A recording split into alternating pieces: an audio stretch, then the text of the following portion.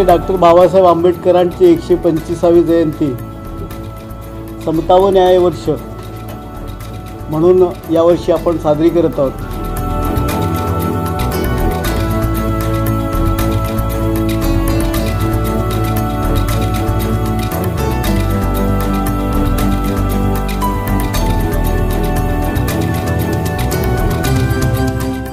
Bharat Ratna doctor Baba Saheb Ambedkar की 125वीं जयंती के तौर पर 14 अप्रैल 2015 से 14 अप्रैल 2016 ये वर्ष राज्य में समता व सामाजिक न्याय वर्ष के रूप में मनाया जाएगा। इसी को लेकर मंत्रिमंडल की बैठक में निर्णय लिया गया। इसी की अधिक जानकारी राज्य के सामाजिक न्याय मंत्री राजकुमार बडोले ने आयोजित पत्रकार परिषद में दी।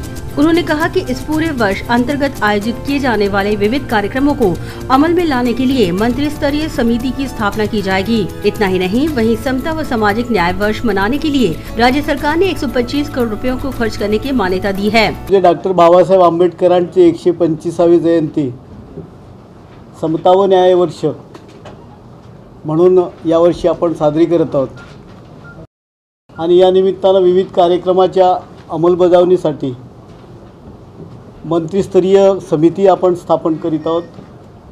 समता व न्याय वर्ष साजरे करण्याच्या या विविध कार्यक्रमाच्या अंमलबजावणीसाठी 125 कोटी रुपये एवढी तरतूद करण्यात आलेली आहे। भारतरत्न डॉक्टर बाबासाहेब आंबेडकर यांची 125व्या जयंती वर्षात इंदू मिल येथील जागेवर आंतरराष्ट्रीय स्मारकाच्या बांधकामाचा लवकरात लवकर शुभारंभ करण्यात येणार आहे। केंद्र शासनाने स्थापन केलेल्या डॉक्टर आंबेडकर फाउंडेशनच्या धर्तीवर महाराष्ट्रात डॉक्टर बाबासाहेब आंबेडकर समता प्रतिष्ठान त्याची पण स्थापना आपण करत आहोत। आगे उन्होंने ये भी कहा कि सरकार हर जिले से एक अधिक दलित आबादी वाले गांव का चुनाव कर स्मार्ट सिटी की धरती पर स्मार्ट दलित गांव का निर्माण किया जाएगा, जिसमें कंक्रीट के रास्ते, नल योजना, घरों घरों में बिजली योजना सहित गांव में सार्वजनिक जगहों पर स्वच्छता गृह का निर्माण किया जाएगा।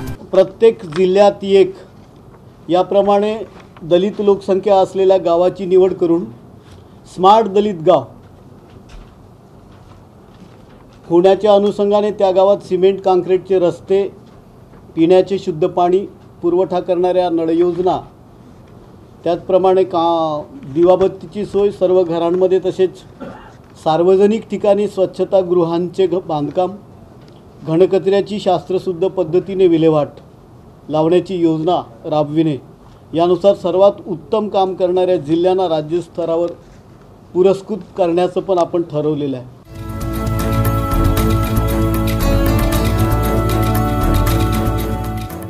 Bureau report NMTV।